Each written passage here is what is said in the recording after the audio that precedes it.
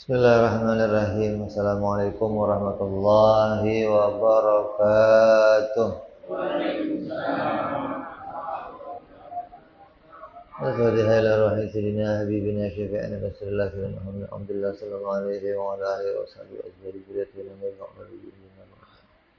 wa anwarihim wa ilumihim wa fadihim wa rakatuh fid dinin wal akhirah wa ja'alna min hisbihim yarzuquna mahabbatahum wa yatawafana ala millatihim wa yashurna bi thumratihim la afiyatin salamatin ثم بدأ صاحب الكتاب أحمد بن عطاء الله ثم إلى هذا الكتاب يسر المدارس ثم إلى حضرة الوالد الحبيب عبد الله بن محسن عبد نفعنا الله بهم وبعلومهم لهم الفاتحة أعوذ بالله من الشيطان الرجيم بسم الله الرحمن الرحيم الحمد لله رب العالمين الرحمن الرحيم مالك يوم الدين إياك نعبد وإياك نستعين اهدنا الصراط المستقيم صراط الذين أنعمت عليهم غير المغضوب عليهم ولا الضالين آمين بسم الله الرحمن الرحيم نويت تعلما وتعليما وتذكرا وتذكيرا والنفعا والانتفاعا والإفادة والاستفادة والحثا على التمسك بكتاب الله سنة رسول الله صلى الله عليه وسلم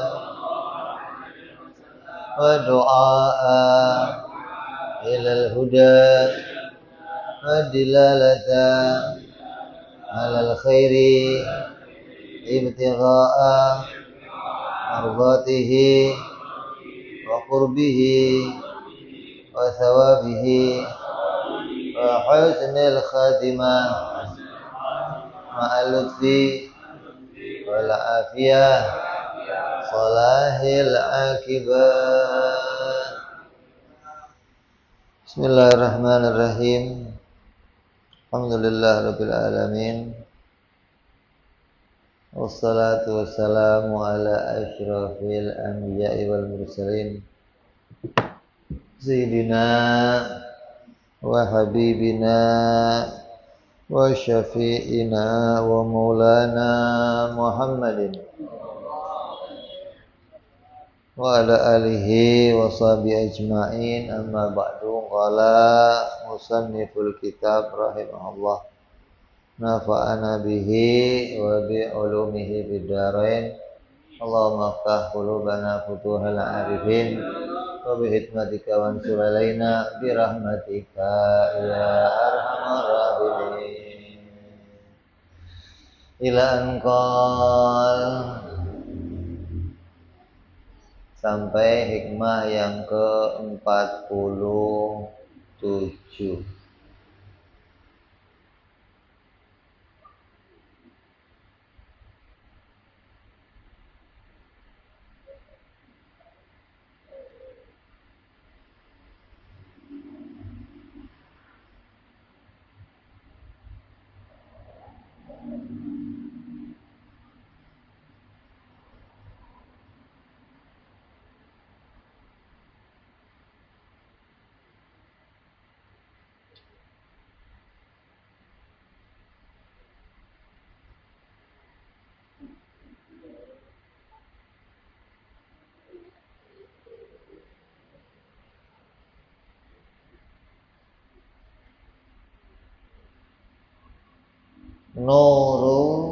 An-nuru jundul qalbi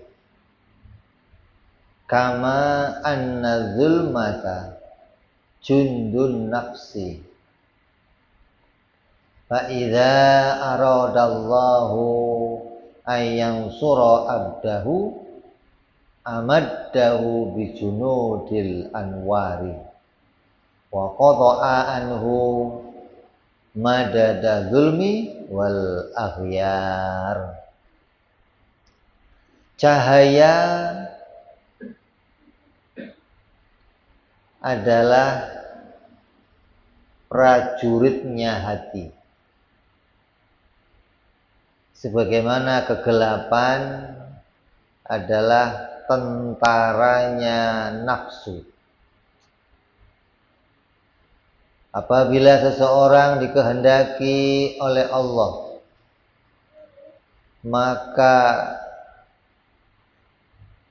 untuk ditolong, maka Allah membantunya dengan prajurit cahaya serta memutus bantuan kegelapan dan makhluk darinya.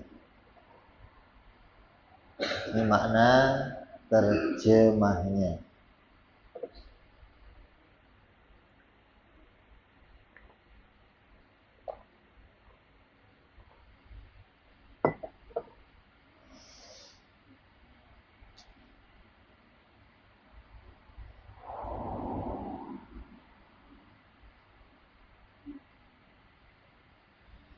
Ini masih bersambung pada hikmah yang lalu tentang al-anwar matoyal qulub, yaitu pencerahan atau nurul basirah, cahaya keimanan, cahaya tauhid, cahaya yakin. Itu adalah bagaikan tentaranya hati, tentaranya qalbu.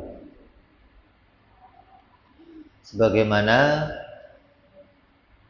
kegelapan adalah tentaranya apa? Nafsu.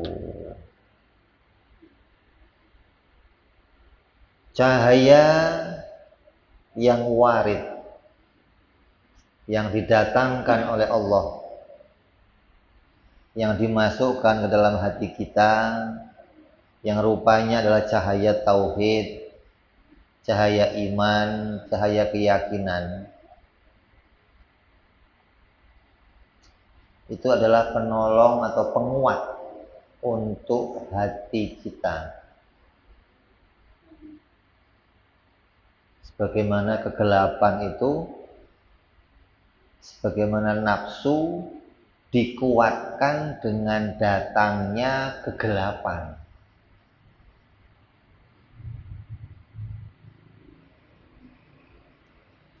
Ketika seorang hamba itu mau ditolong oleh Allah, maka Allah akan mendatangkan bantuan untuk menolong hatinya dengan cahaya tauhid. Allah terangkan tuh hatinya dengan cahaya keimanan, cahaya yakin, hingga hatinya menjadi penguat untuk mau melakukan sebuah kebaikan. Kemudian nggak hanya di situ, Allah utus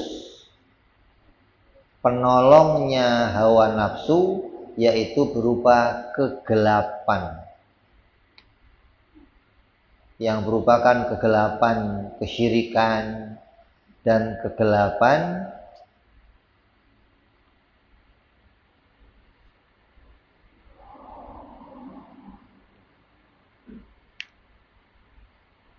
maksudnya sesungguhnya cahaya tauhid dan iman dengan kegelapannya syirik, itu keduanya akan selalu berperang dalam dirinya seseorang. Artinya akan saling menguat. Mana yang akan lebih kuat, maka itu yang akan condong jadi amal perbuatan kita. Kalau yang condong cahaya iman, maka akan punya amal kebaikan. Kalau yang condong cahaya syirik, cahayanya nafsu, maka yang akan tampil adalah meninggalkan amal kebaikan. Jadi tiap waktu seorang itu akan mengalami peperangan antara cahaya iman dan kegelapan. Ini sering diilustrasikan dalam film-film, kan ada jin-jin bawa apa, perang sama malaikat, satu bisikin, satu ilustrasi gitu loh. Tapi para ahli tasawuf nggak mengilustrasikan dengan begitu. Mereka hanya mengilustrasikan dengan cahaya iman dan kegelapan. Contoh,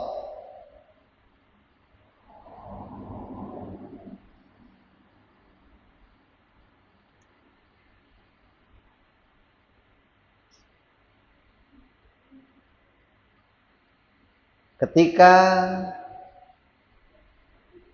hati kita tertarik untuk berbuat amal ibadah seperti puasa, sholat, lalu datang nafsu amarah kita dengan berbagai macam godaan mengajak kita untuk meninggalkannya. Maka berperanglah kedua hal tersebut, yaitu keyakinan dan hawa nafsu. Tentara cahaya tauhid yang datang dari Allah itu menolong hati, dan tentara nafsu yaitu kegelapan akan membantu nafsu. Dan ketika bertemu kedua barisan, maka terjadi peperangan yang sengit antara keduanya. Terus siapa yang menang? Yang akan menang siapa? Tidak ada yang tahu siapa yang akan menang. Maka ketika hati kita mengalami hal tersebut, antara mau ngaji enggak, mau sholat berjamaah enggak, mau tahajud apa enggak, mau beramal sedekah apa enggak. Ini perang nih. Mana yang akan menang?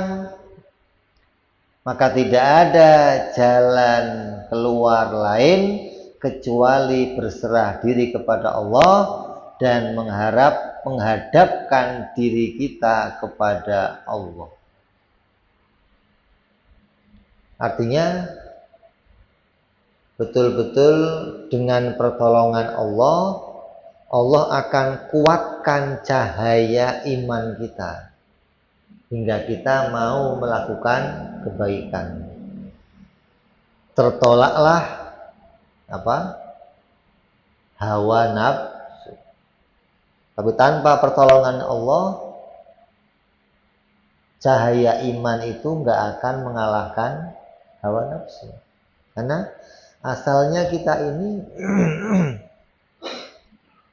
penuh dengan hawa nafsu. Ketika iman itu kok datang menolong, itu pasti datang atas pertolongannya Allah Subhanahu wa ta'ala.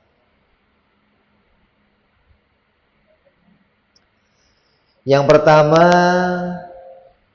dihalangi oleh tentara nafsu. Apa itu? Kemauan taubat. Ini nyambung kemarin nih. Cahaya yang pertama datang namanya apa? Cahaya taubat.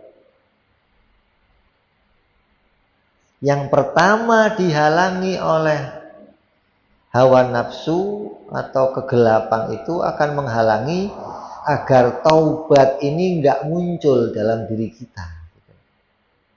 Hingga kita mengentar-entarkan untuk taubat. Entarlah. Maksiat dululah. Ntar taubat sekalian aja lah. Terus. Nanti gampang. Masih panjang umurnya, masih ada waktu, masih terus.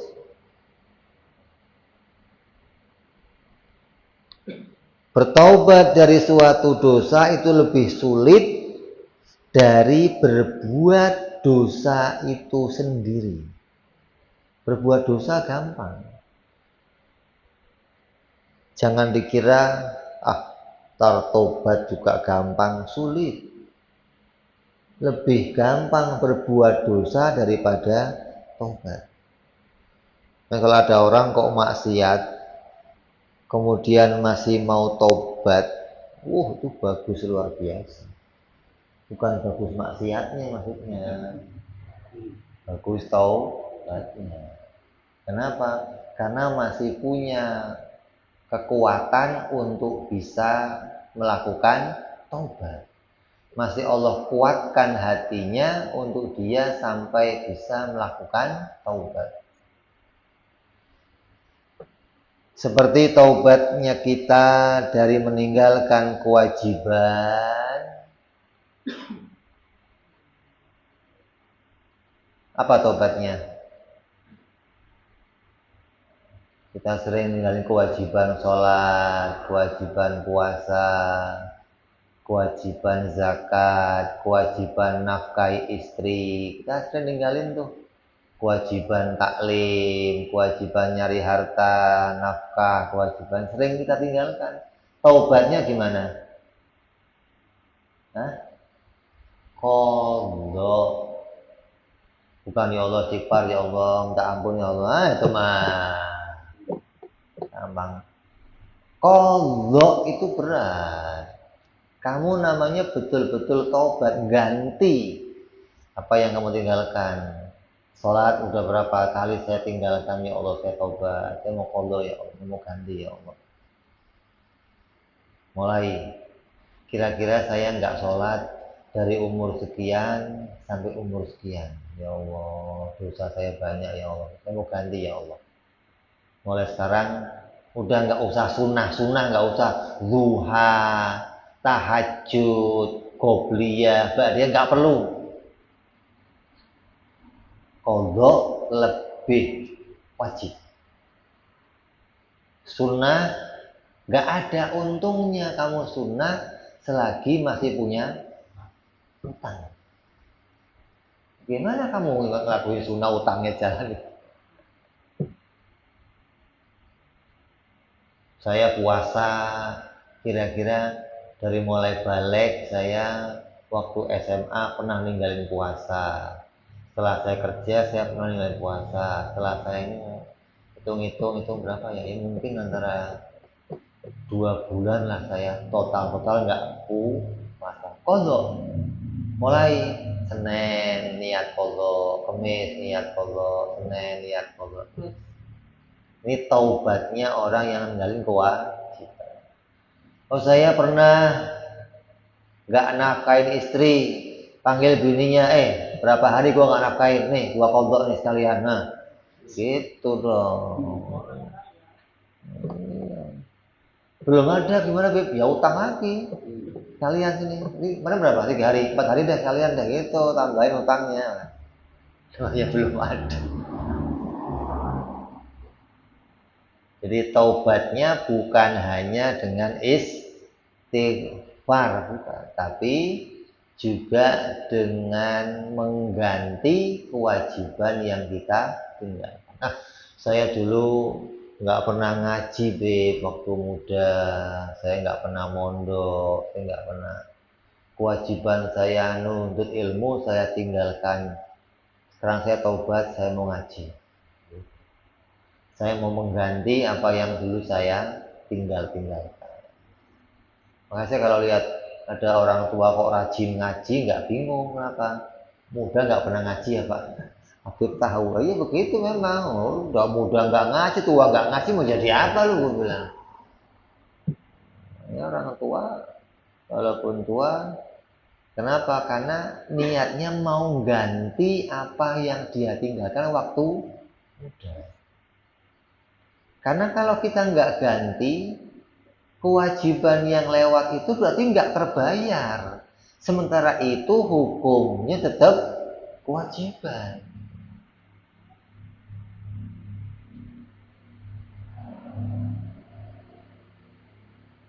Apalagi dulu pernah makan tempe 5 ngomongnya 2. Pernah? Darmaji.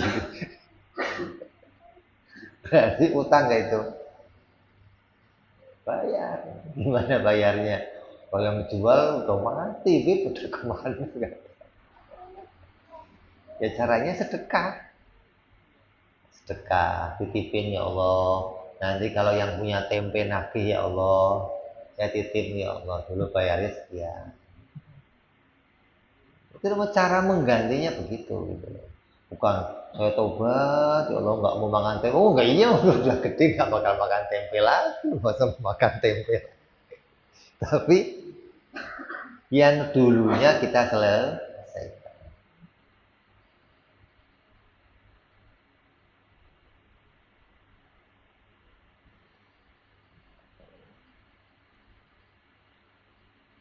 Dulu pernah berbuat zalim kepada orang. Saya pernah mukul orang, saya pernah ngerampas uangnya orang, saya pernah waktu masih SMA jadi preman, tukang malakin anak-anak depan pintu lewat goceng, zalim saya. Gimana? Cari orangnya, minta halalnya. Caranya begitu. Lah orangnya nggak tahu kemana. Ini. Gimana caranya? Sedekah. Ya Allah, dulu saya zalimi. Kalau urusannya uang masih gampang. Kalau mukul orang, kamu pernah mendolimi orang, ini minta halalnya gimana? Coba. Ini yang susah. Hanya cari orangnya, cari gimana caranya kita minta maaf, minta halalnya. Udah pasrah badan lu, pukul lagi dah, nggak apa-apa dah, biar impas lah kita lah gitu. Kalau ini nggak terima, jangan nuntut di A, ya, tuntut di Du. Kenapa? Tuntutan di akhirat lebih berat daripada tuntutan di sini.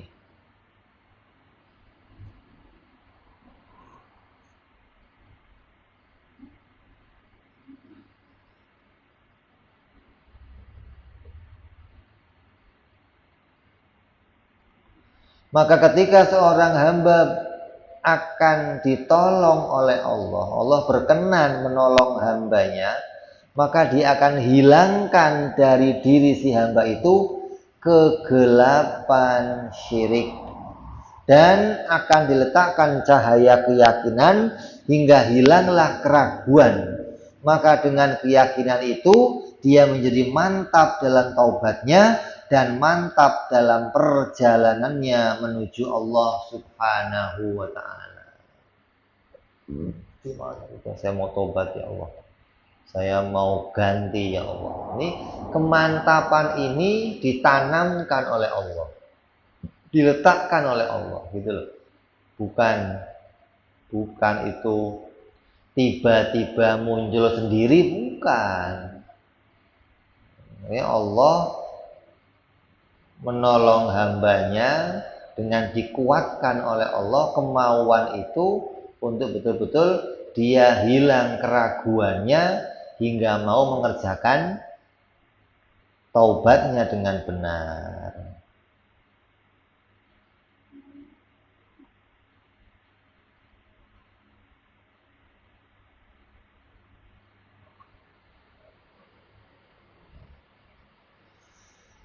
Terus upayanya apa untuk datangnya keyakinan tadi?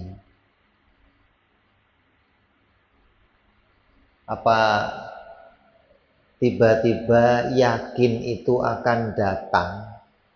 Apa tiba-tiba keraguan itu akan datang? Maka caranya adalah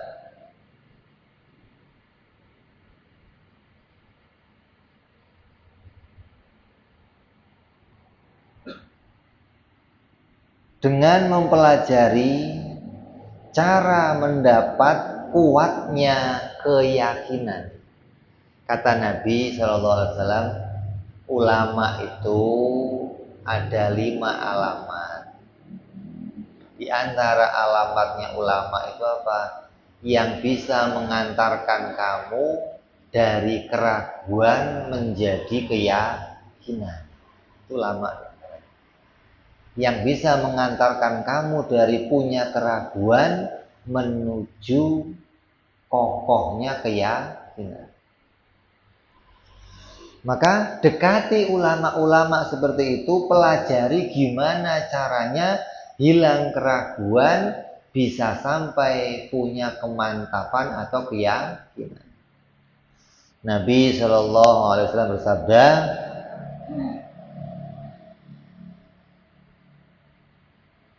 ta'allamul yakin. Belajarlah kamu ilmu yakin. Pelajarilah tentang bagaimana menuju keyakinan. Karena yakin itu enggak tiba-tiba nancep di hati, enggak. Yang namanya padi itu enggak tiba-tiba tumbuh di sawah, enggak. Padi itu untuk tumbuh di sawah perlu ditanam. Ente punya lahan luas, ya Allah pengen tumbuh padi, ya Allah, tumbuh nggak kira-kira? Nah ya kalau tumbuh enak banget ente, tinggal ngangkat tangan padinya tumbuh. Ente harus cangkul, taruh bibit padi, disemai dulu sampai nanti tumbuh padi. Kalau tanah itu nggak kamu semai dengan bibit padi, yang tumbuh apa? Rumput. Nah itu rumput kalau sudah tinggi, terus kamu mau nanam padi, bisa nggak di situ? Nggak bisa. Harus dibabat dulu rumputnya. Maka rumput itu nggak perlu kamu tanam. Kegelapan, kesyirikan, kebodohan itu nggak perlu ditanam, akan tumbuh. Itu Allah tumbuhkan di hati seseorang ketika dia nggak berupaya menanam sesuatu yang baik di situ. Ketika kamu pengen tumbuh yang baik, babat dulu tuh itu. Tanemin padi. Wong sudah dibabat, tanemin padi, kadang rumputnya masih ikut tumbuh. Apalagi nggak ditanemin padi, apa nggak rumput semua. Imam Al-Ghazali radhiyallahu anhu rahimahullah, beliau berkata, belajarlah ilmu yakin. Artinya, duduklah bersama orang yang yakin dan belajarlah dari mereka bagaimana menguatkan keyakinan. Jadi ini nggak bisa tumbuh sendiri, enggak. Kamu harus kumpul, duduk bareng, berjalan bersama mereka, melihat bagaimana keyakinan mereka, mendengar nasihat-nasihat mereka, bagaimana mereka tumbuh keyakinan di hatinya. Oh begini caranya, oh begini caranya.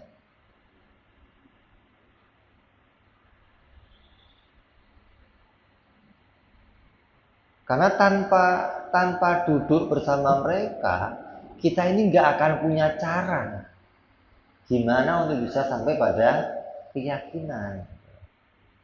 Yang ada hanya isinya ragu kira-kira. Makanya Kiai selalu mengajarkan hukum akli. Hukum akli, pelajari hukum akli. Dengan kamu punya hukum akli, kamu akan sampai pada keyakinan yang kuat, keyakinan yang benar, pemahaman yang lurus.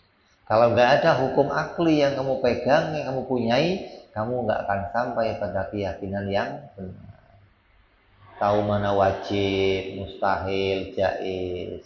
Tahu mana hukum adi, syar'i, akli. Maka dengan tahu hukum ini, kita akan sampai pada, oh begini toh yang namanya yakin, begini toh yang namanya cahaya iman, cahaya tauhid, hingga kokoh di hati kita kemauan untuk betul-betul mau taubat kepada Allah Subhanahu wa ta'ala.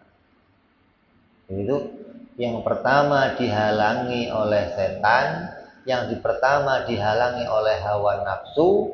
Ketika hawa nafsu itu menyebar, maka dia akan menutupi apa? Akal sehatnya seseorang. Kayak gini nih. Dulu Kiai ngasih gambaran gini.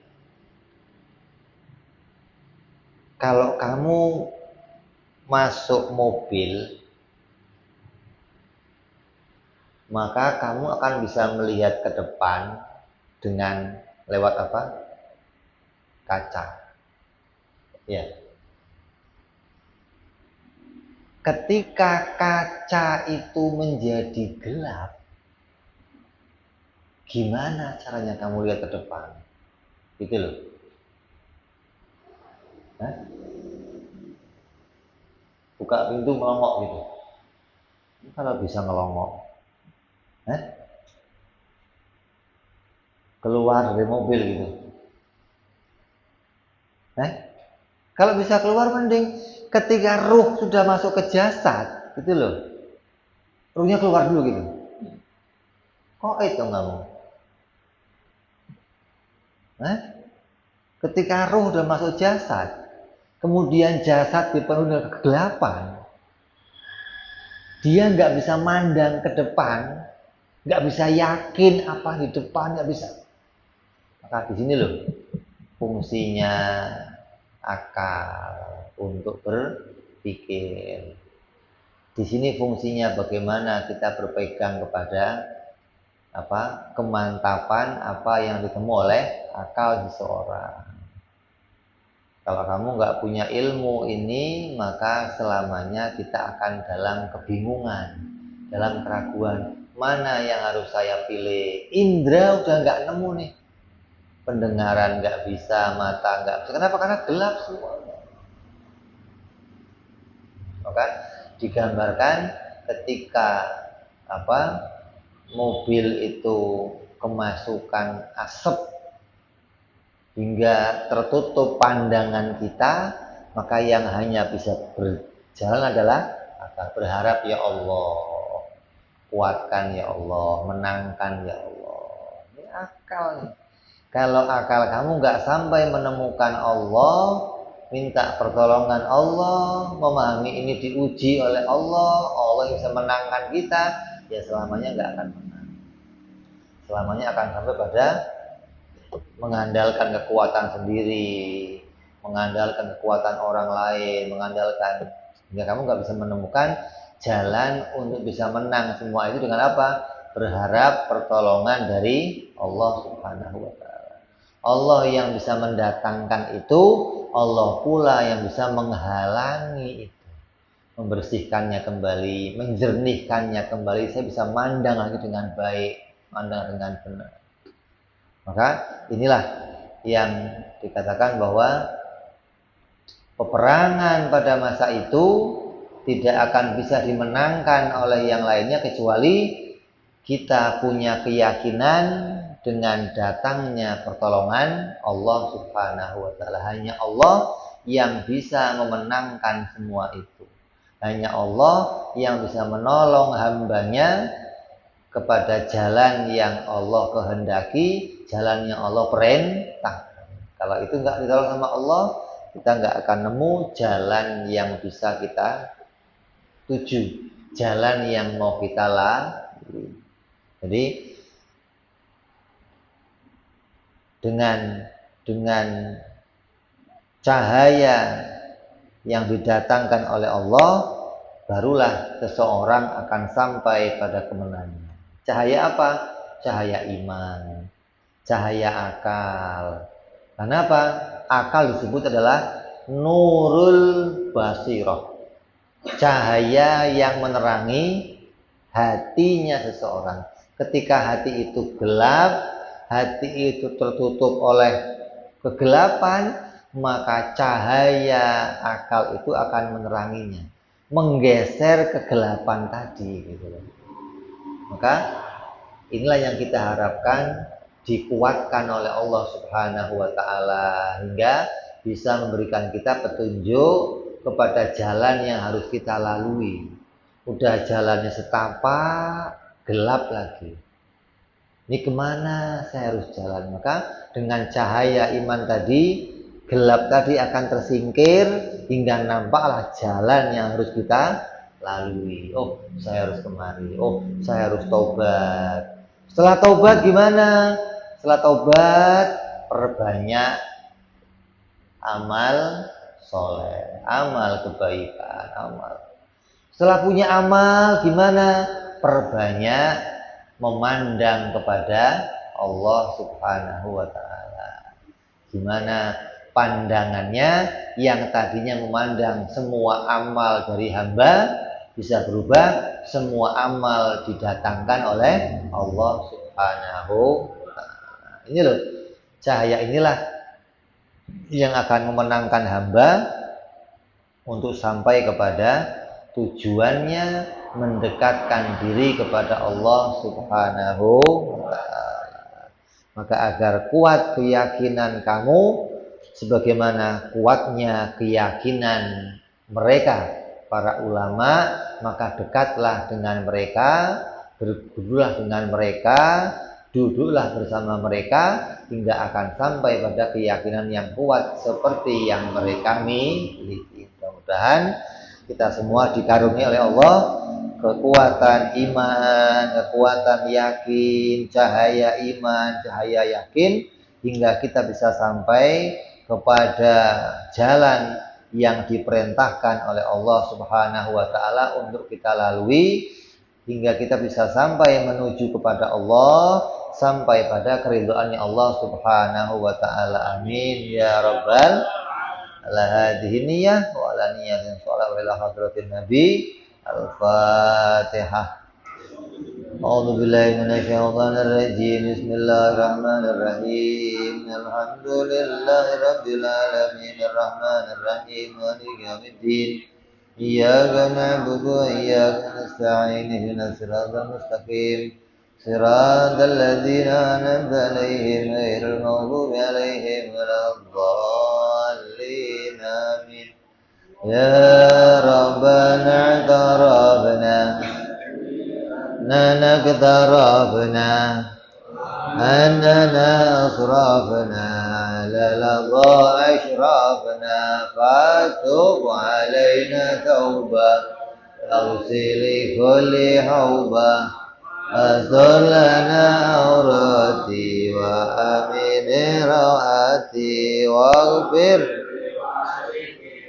Rabbi wa mauludina wal ali wal ihwani iril hillani wa kulli dhi mahabbah ujiratin au suhbah wal muslimina ajma'ina Rabbi fadlan wa judan manna la biktisabi minna bil Mustafa Rasulina bi kulli suli salla wa sallam Rabbi alaihi antal habbi wa alihi wa sahbihi dada tansi suhbi walhamdulillahi bil badi wa tanahi subhana rabbika rabbil izzati amma yasifun salamun alal mursalin walhamdulillahi rabbil alamin. Assalamualaikum warahmatullahi wabarakatuh.